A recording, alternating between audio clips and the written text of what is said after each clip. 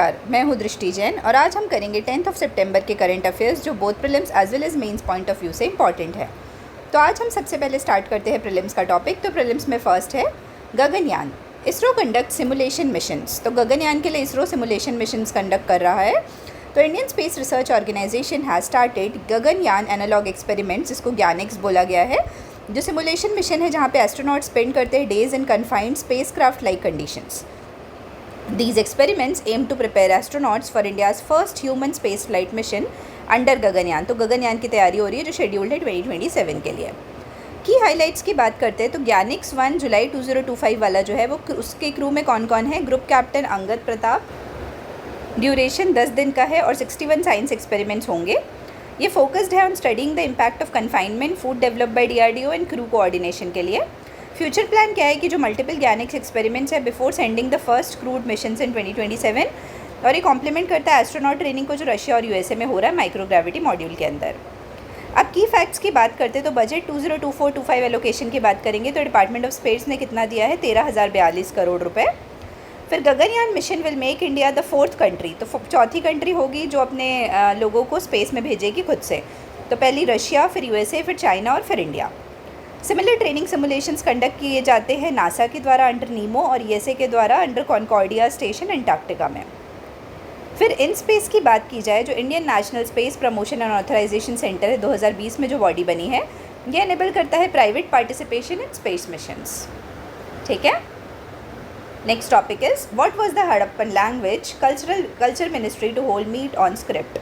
तो union ministry of culture एक international conference host कर रही है फ्रॉम सितंबर 11 to 13, 2025 में न्यू दिल्ली में तो Indira Gandhi national centre for arts IGNCA के under to present findings on undeciphered. अभी आप सभी को पता है कि अनडेसिफर्ड है हड़प्पन स्क्रिप्ट, तो उसके बारे में बैकग्राउंड क्या है कि जो हड़प्पन स्क्रिप्ट है वो डिस्कवर की गई थी हड़प्पा एंड मोहनजोदाड़ो में 1920s में। Despite attempts there has been no confirmed breakthrough in decipherment. तो अभी तक सही तरीके से डिसाइफर नहीं हुई है। कॉन्फ्रेंस डिटेल्स की बात की जाए तो IGNCA जो ऑटोनॉमस बॉडी है मिनिस्ट्री ऑफ कल्चर के अंदर, वो ऑर्गेनाइज कर रही है और इसका inauguration prime minister Narendra Modi with participation of home minister Amit Shah and culture minister G Kishan Reddy के अंदर हो रहा है। की फैक्ट्स की बात करते हैं, जो हड़प्पन स्क्रिप्ट है उसमें ओवर 4,000 इंस्क्राइब्ड सील्स हैं जो इंडस वैली साइट्स में मिले हैं। इंडस स्क्रिप्ट अभी भी अनडिसाइफर्ड है अनलाइक मेसोपोटामियन और इजिप्शियन हीजियोग्राफ्स। कल्चर मिनिस्ट्री का बजट है अप्रॉक्सीमेटली 3399 करोड़ और प्रीवियस डिसाइफरमेंट ब्रेक थ्रूज कौन कौन से हुए हैं। रेसोटा स्टोन इजिप्शियन स्क्रिप्ट के लिए और बेही स्टोन इंस्क्रिप्शन पर्शियन क्यूनीफॉर्म के लिए। अब ये जो हड़प्पा और मोहनजोदारो है ना, वो यूनेस्को वर्ल्ड हेरिटेज साइट में आते हैं, पाकिस्तान में है ये। और रिसेंट एक्सकेवेशंस कौन कौन से हैं हड़प्पन साइट से रिलेटेड, तो अभी राखीगढ़ी में हुआ है जिसको लार्जेस्ट हड़प्पन साइट बोला गया है इंडिया में। ये हरियाणा में है, ठीक है। इंपॉर्टेंट है, largest Harappan site in India. फिर next topic is Macron appoints Sebastien Lecornu as France's new PM। जो फ्रेंच प्रेसिडेंट है इमैनुअल मैक्रोन, उन्होंने डिफेंस मिनिस्टर थे जो उनको नेक्स्ट प्राइम मिनिस्टर बनाया है फ्रांस का after the fall of government led by Francis Bayrou in a no confidence vote. तो जो भी पुराने प्राइम मिनिस्टर हैं वो नो कॉन्फिडेंस वोट हार गए। तो उसके बाद क्या हुआ, सेबेस्टियन को अपॉइंट किया गया new prime minister of France. बस अपन को यही ध्यान रखना है। और ये क्या थे, पहले डिफेंस मिनिस्टर थे, ये याद रखना है। अब आते हैं हम की फैक्ट्स में। तो France is the second largest economy in EU after Germany. और प्रेसिडेंट ऑफ फ्रांस की बात की जाए तो अभी इमैनुअल मैक्रोन है और न्यू प्राइम मिनिस्टर सेबेस्टियन है, ये याद रख लीजिएगा। और France has had 4 prime ministers since 2022 reflecting deep political divisions. तो वहाँ पे काफ़ी ज़्यादा पॉलिटिकल डिविजन्स चल रहे हैं। फिर नेक्स्ट, ये वेरी इंपॉर्टेंट कि हमारे नेक्स्ट वाइस प्रेसिडेंट कौन है उसके ऊपर। तो CP Radhakrishnan elected vice president.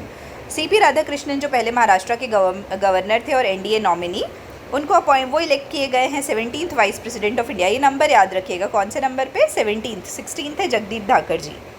Bye securing 452 first preferential votes against opposition candidate. तो अपोजिशन कैंडिडेट कौन था, जस्टिस B सुदर्शन रेड्डी, जिनको 300 वोट मिले। इंपॉर्टेंट है, जीता कौन, CP राधाकृष्णन, और अपोजिशन में कौन थे, justice B Sudarshan Reddy. Total electoral college था 788 इलेक्टर्स का और मार्जिन ऑफ विक्ट्री 152 वोट्स। अब की फैक्ट्स में आते तो वाइस प्रेसिडेंट ऑफ इंडिया क्या है, एक्स ऑफिशियो चेयरपर्सन है राज्यसभा के अंडर आर्टिकल 64 और इलेक्शन प्रोसेस है ये कंडक्ट किया जाता है इलेक्शन कमीशन ऑफ इंडिया के द्वारा। इलेक्टोरल कॉलेज में कौन कौन आते हैं? लोकसभा के मेंबर्स और राज्यसभा के मेंबर्स। जो nominated members are also eligible, ये इंपॉर्टेंट है। प्रेसिडेंट के केस में नॉमिनेटेड मेंबर्स एलिजिबल नहीं होते हैं। टेन्योर की बात की जाए तो 5 साल का टेन्योर होता है, अंडर आर्टिकल 67 ये लिखा हुआ है। और इनकी एलिजिबिलिटी क्या है कि ये सिटीजन ऑफ इंडिया होना चाहिए, एटलीस्ट 35 ईयर्स ओल्ड होना चाहिए, और उनके पास ऐसी क्वालिफिकेशन होना चाहिए कि they are qualified for Rajya Sabha membership. ये आर्टिकल 66 में लिखा हुआ है। अब इनका रिमूवल कैसे होता है? By resolution of Rajya Sabha. तो राज्यसभा में एक रेजोल्यूशन पास किया जाता है by majority and agreed by Lok Sabha. और एग्री कौन करता है? Agreed by Lok Sabha. फिर कॉन्स्टिट्यूशनल प्रोविजंस की बात करते हैं तो आर्टिकल 63 से 71 में लिखा हुआ है वाइस प्रेसिडेंट के बारे में। और पास्ट वाइस प्रेसिडेंट्स कौन कौन से जो बाद में प्रेसिडेंट बने? तो सर्वपल्ली राधाकृष्णन, जाकिर हुसैन, वी गिरी, आर वेंकटरमन, शंकर दयाल शर्मा और कृष्णकांत। कौन कौन है? सर्वपल्ली राधाकृष्णन, जाकिर हुसैन, वी गिरी, वेंकटरमन, शंकर दयाल शर्मा और Krishan Kant. Previous vice president election की बात की जाए तो जगदीप धाकर जी जीते थे 528 वोट से अगेंस्ट मार्गरेट एल्वा, जिनको सिर्फ 182 वोट्स मिले थे। अभी का याद रखिएगा, सीपी राधाकृष्णन वाइस प्रेसिडेंट हो गए और अपोजिशन में कौन था? जस्टिस बी सुदर्शन रेड्डी। अब आते हैं हम नेक्स्ट टॉपिक में, scoop for social security to expand with SPREE 2025 and amnesty scheme. तो जो एम्प्लॉयज़ स्टेट इंश्योरेंस कॉर्पोरेशन है ना, उसने 2 इनिशिएटिव्स लॉन्च किए हैं, स्प्री 2025 और एमनेस्टी स्कीम 2025, जिससे हम एक्सपैंड करेंगे सोशल सिक्योरिटी कवरेज और सिंप्लीफाई करेंगे कंप्लाइंस को इंडस्ट्रीज़ के लिए। की हाइलाइट्स क्या है कि स्प्री 2025 के बारे में देखते हैं तो ये स्कीम है for promoting registration of employers and employees. क्या चीज़ के लिए? रजिस्ट्रेशन ऑफ एम्प्लॉयर और एम्प्लॉयज़ के लिए है। ये ऑपरेशनल है 31 दिसंबर 2025 तक और ये अलाउ करता है रजिस्ट्रेशन वाया ESI पोर्टल, श्रम सुविधा पोर्टल और कंपनी अफेयर्स पोर्टल के थ्रू। और no demand for old dues, coverage begins from registration date. Coverage कहाँ से स्टार्ट होता है? रजिस्ट्रेशन डेट से। और ये वॉलेंट्री कंप्लाइंस के लिए है, लिटिगेशन को कम करेगा। अब एमनेस्टी स्कीम देखते हैं 2025 की। तो इसका ड्यूरेशन है 1 अक्टूबर 2025 से 30 सितंबर 2026। इसमें one time dispute resolution scheme है ये। की फैक्ट्स की बात करें तो सिमिलर इनिशिएटिव्स और कौन कौन से? श्रम सुविधा पोर्टल, ई श्रम पोर्टल, जिसमें डाटाबेस है अनऑर्गेनाइज वर्कर्स का 2021, और ESIC one of the first statutory social security organisation है अंडर ESI एक्ट 1948। फिर आते हैं हम next, Shri Jyotiraditya Scindia launches historic UPI UPU integration at universal postal congress in Dubai. तो ज्योतिरादित्य सिंधिया जी ने क्या लॉन्च किया? UPI UPU इंटीग्रेशन, कहाँ पे? यूनिवर्सल पोस्टल यूनियन दुबई में। तो union minister of communication and DoNER Shri Jyotiraditya ji Scindia, उन्होंने लॉन्च किया UPI UPU दुबई में। ठीक है, अब ये है क्या? ये कोलैबोरेशन है department of post, NPCI international payment limited और यूनिवर्सल पोस्टल यूनियन का। ये लिंक करता है इंडिया की UPI को विथ UPU इंटरकनेक्शन प्लेटफॉर्म, और ये कंबाइन करता है reach of postal network with the speed and affordability of UPI। ठीक है, कमिटमेंट्स की बात की जाए तो इसमें $10 मिलियन फाइनेंशियल सपोर्ट है for postal innovation in ecommerce और डिजिटल पेमेंट्स में। इंडिया का जो कैंडिडेचर है for council of administration and postal operation councils for UPU, उसके लिए पोस्ट किया उन्होंने। ठीक है, फिर की फैक्ट्स की बात करते हैं तो UPU का हेडक्वार्टर कहाँ है? बर्न, स्विट्ज़रलैंड में है, ये इंपॉर्टेंट है। UPU डायरेक्टर जनरल कौन है? मशाइको मितोकी, जापान के। और डिपार्टमेंट ऑफ पोस्ट का माइलस्टोन की बात की जाए तो India post is the world largest postal network with over 1.55 lakh post offices. तो कितने पोस्ट ऑफिस है? 1.55 लाख पोस्ट ऑफिसेज। यहाँ हुआ हमारा प्रीलिम्स वाला टॉपिक ख़त्म। अब हम मेंस के टॉपिक में आते हैं। तो फर्स्ट एडिटोरियल है the global stage on our terms. तो अभी क्या है, हमने trade and economic partnership agreement sign किया है यूरोपियन फ्री ट्रेड एसोसिएशन के बारे में। ये ना देखो, एक्चुअली प्रीलिम्स पॉइंट से बहुत इंपॉर्टेंट है कि हमने trade and economic partnership agreement किसके साथ साइन किया है? तो किसके साथ किया है? European free trade association. तो इसमें कौन कौन आता है यूरोपियन फ्री ट्रेड एसोसिएशन में? नॉर्वे, आइसलैंड, लिechtenstein और स्विट्ज़रलैंड। ठीक है, ये 4 कंट्री आती है। ये देखो नीचे लिखा हुआ है स्विट्ज़रलैंड, नॉर्वे, आइसलैंड और लिechtenstein। It is India's first comprehensive free trade agreement है विद डेवलप्ड यूरोपियन इकोनॉमीज़। किसके साथ? डेवलप्ड यूरोपियन इकोनॉमीज़ के साथ पहला है। और ये प्रॉमिस करता है $100 बिलियन का investment in 15 years and creation of 1 million direct job. कितने डायरेक्ट जॉब? 1 मिलियन। की हाइलाइट्स की बात करते हैं तो इसमें मार्केट एक्सेस, तो EFTA टू एलिमिनेट और reduce tariffs on 92.2% of tariff lines. कितने में? 92.2% ऑफ टैरिफ लाइन्स में। और ये कवर करता है 99.6% of India's exports by value. इसमें ड्यूटी फ्री ट्रीटमेंट है जो एक्सटेंडेड है नॉन एग्रीकल्चरल प्रोडक्ट्स के लिए। सेक्टोरल बेनिफिट्स की बात करते हैं तो जो इंडियन एक्सपोर्टर्स हैं ऑर्गेनिक केमिकल्स के, टेक्सटाइल के, जेम्स एंड ज्वेलरी के और इंडस्ट्रियल प्रोडक्ट्स के, उनको न्यू अपॉर्चुनिटीज़ मिलेंगी। इन्वेस्टमेंट कमिटमेंट की बात करेंगे तो इंडिया रिसीव करेगा इन्वेस्टमेंट अक्रॉस 128 सब सेक्टर्स। टेक्नोलॉजी एंड सर्विसेज की बात करते हैं तो बूस्ट मिलेगा आईटी प्रोफेशनल्स को, बिजनेस सर्विसेज को, हेल्थ केयर को, रिन्यूएबल एनर्जी को और फ्रंटियर टेक्नोलॉजीज़ को। फिर क्लीन एनर्जी पुश की बात करते हैं तो trade and economic partnership agreement जो है वो सपोर्ट करता है इंडिया के टारगेट को, जिसमें हम इंस्टॉल करेंगे 500 gigawatt renewable energy capacity by 2030 और net zero by 2070। Net zero by कब तक? 2070। एज ऑफ जुलाई 2025 इंडिया ने अचीव किया है 243 गीगावाट नॉन फॉसिल कैपेसिटी। उसमें 116 गीगावाट सोलर का है, 52 विंड का है और 50 हाइड्रो का है। फिर स्ट्रैटेजिक रिसर्च पार्टनरशिप की बात करते हैं तो जो कोलैबोरेशन है EFTA नेशंस के साथ न्यूक्लियर में, फार्मास्यूटिकल में, ग्रीन हाइड्रोजन में और क्रिटिकल टेक्नोलॉजी के साथ। फिर जियोपॉलिटिकल सिग्निफिकेंस क्या है कि एनहांस करेंगे इंडिया के बार्गेनिंग पावर को विद एडवांस्ड इकोनॉमीज़ और रीइंफोर्स करेंगे इंडिया के रोल को as a trusted global partner. अब इसमें हम अलग अलग सेक्टर्स में देखेंगे अलग अलग डायमेंशंस। तो इकोनॉमिक डायमेंशन में क्या है कि एनहांस्ड ट्रेड अपॉर्चुनिटीज़ मिलेंगी, डाइवर्सिफिकेशन ऑफ एक्सपोर्ट बेस होगा और FDI इनफ्लो होगा और जॉब क्रिएशन होगा। टेक्नोलॉजिकल डायमेंशन में हम कोलैबोरेशन कर पाएंगे रिसर्च में, इनोवेशन में, रिन्यूएबल एनर्जी में और क्रूशियल फ्रंटियर सेक्टर्स में। स्ट्रैटेजिक की बात की जाए तो ये स्ट्रेंथन करेगा इंडिया के रोल को in global value chain, reduce करेगा डिपेंडेंस ऑन फॉसिल फ्यूल और अलाइन करेगा पेरिस एग्रीमेंट टारगेट्स के साथ। फिर जियोपॉलिटिकल डायमेंशन की बात करते हैं तो ये रीइंफोर्स करेगा आत्मनिर्भर भारत के विजन को, स्ट्रेंथन करेगा इंडिया की क्रेडिबिलिटी को इन ग्लोबल ट्रेड और अलाइन करेगा EU के सस्टेनेबल फाइनेंस टेक्सोनॉमी के साथ। अब आते हैं हम इसमें वे फॉरवर्ड में। तो इंश्योर करना है timely implementation of TEPA commitments और मॉनिटर करना है इन्वेस्टमेंट इनफ्लोज को, एक्सपैंड करना है बायलेटरल कोऑपरेशन इन ग्रीन फाइनेंस, न्यूक्लियर रिसर्च और हाइड्रोजन इकोनॉमी, स्ट्रेंथन करना है डोमेस्टिक रेगुलेटरी फ्रेमवर्क को जिसे हम लेवरेज कर पाए FDI और प्रोटेक्ट कर पाए इंडियन इंडस्ट्रीज़ को, इन्हांस करना है इंडिया के एक्सपोर्ट कॉम्पिटिटिवनेस को through quality standards and logistics reform, use करना है ट्रेड एंड इकोनॉमिक पार्टनरशिप को as a model for future trade agreements with other advanced economies. किसके साथ? अदर एडवांस्ड इकोनॉमीज़ के साथ। ठीक है, next topic the long march ahead to technological independence. तो अभी क्या है, हमने 15 अगस्त 2025 को 79th इंडिपेंडेंस डे बनाया, लेकिन एक्सपर्ट्स हाईलाइट करते हैं कि ट्रू इंडिपेंडेंस तभी आएगा सिर्फ पॉलिटिकल ऑटोनॉमी के सेंस में नहीं, जबकि हमको टेक्नोलॉजिकल सोवरेनिटी भी चाहिए। तो हम अभी स्टेटस देखते हैं, करेंट स्टेटस क्या है। तो टेक्नोलॉजिकल डिपेंडेंस की बात करें तो इंडिया हेविली रिलाई करता है फॉरेन कंपनीज़ पे for operating system, cloud services, AI platforms, communication technology और इससे वल्नरेबिलिटी होती है, मतलब हमारी टेक्नोलॉजिकल सोवरेनिटी थ्रेट पे है। साइबर सिक्योरिटी रिस्क हैं, ये आप सभी को पता है कि डिसरप्शन है ग्लोबल क्लाउड में, AI सर्विसेज में और ये पैरालाइज कर सकते हैं क्रिटिकल सेक्टर्स को जैसे बैंकिंग, पावर ग्रिड और ट्रांसपोर्ट। फिर नीड फॉर ऑटोनॉमी, तो इंडिया क्या है करेंटली लैक करता है trusted home grown foundational software में जैसे ऑपरेटिंग सिस्टम, डेटाबेस और क्लाउड सर्वर्स। फिर ओपन सोर्स पाथवे की बात करते हैं तो एडॉप्शन है ओपन सोर्स इकोसिस्टम का जैसे लिनक्स, एंड्रॉयड और हैडूप का, and creation of India's own versions of operating system and applications can reduce dependence. फिर हार्डवेयर सोवरेनिटी चैलेंज की बात करेंगे तो सेमीकंडक्टर फैब्रिकेशन क्या रिक्वायर करता है, मैसिव इन्वेस्टमेंट, चिप डिज़ाइन में चाहिए, मैन्युफैक्चरिंग में चाहिए और सप्लाई चेन में चाहिए।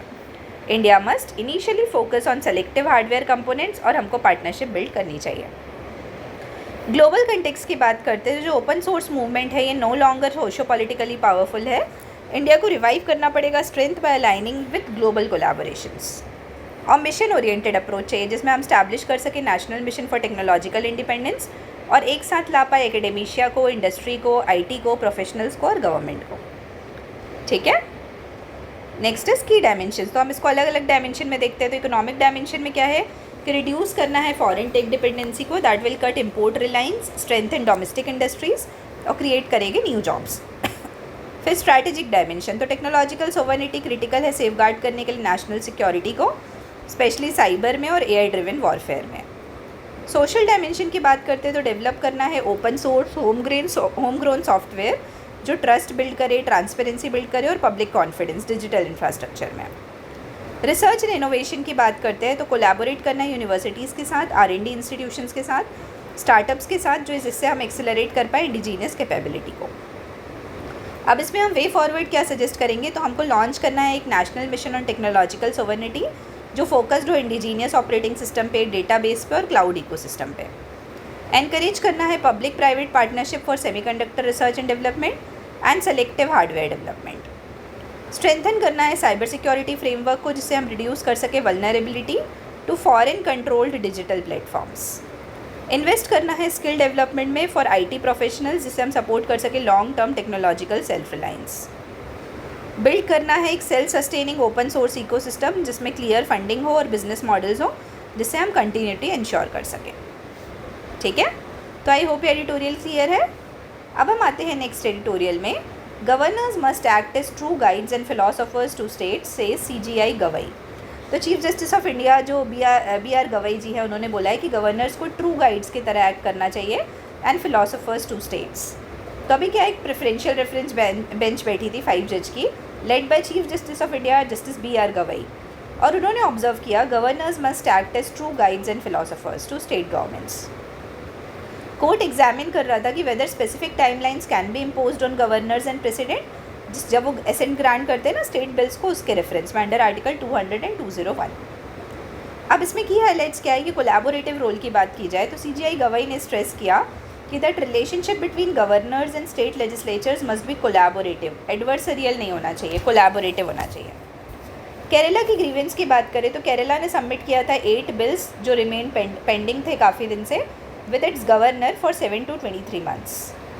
कंपेरेटिव प्रैक्टिस की बात की जाए तो सीनियर एडवोकेट KK वेणुगोपाल ने नोट किया कि 26 states governor has not delayed assent, showing that adversarial approaches are exceptions and not the norm. फिर रिस्क ऑफ डायरकी की बात करें तो सीनियर एडवोकेट गोपाल सुब्रमण्यम जी ने वॉर्न किया एक्सपेंसिव डिस्क्रिशनरी पावर्स के लिए for governors, and that would create a diarchy, और इससे अंडरमाइन होगी पार्लियामेंट्री डेमोक्रेसी। डेडलाइन डिबेट की बात करते तो कोर्ट ने अर्लियर सजेस्ट किया था 3 month deadline for governors and president to decide on bills. फिर जुडिशियल हेजिटेशन की बात करते तो जस्टिस PS नरसिम्हा ने कॉशन किया था कि फिक्स टाइमलाइंस हैं वो रिकरिंग लिटिगेशन ला सकती हैं, और citing experiences from medical admission cases. Constitutional interpretation की बात करें तो जो सीनियर एडवोकेट्स हैं उन्होंने आर्ग्यू किया कि clear timelines would strengthen governance, delays prevent करेंगे और इंश्योर करेंगे bills meant for public welfare are not stalled इंडेफिनाइटली।